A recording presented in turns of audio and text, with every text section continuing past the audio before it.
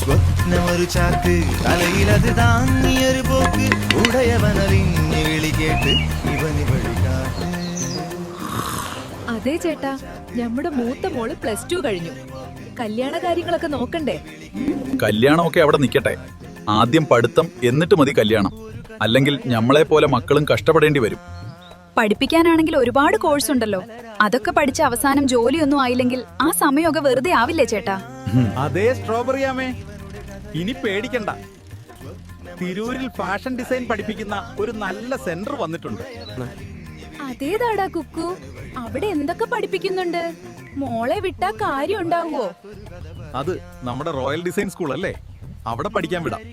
എന്നാൽ പിന്നെ പഠിത്തം കഴിഞ്ഞാൽ വീട്ടിലിരുന്ന് തന്നെ ജോലിയും ചെയ്യാലോ. അവിടെ 2 മാസം മുതൽ 1 കൊല്ലം വരെയുള്ള കോഴ്സ് ഉണ്ട്.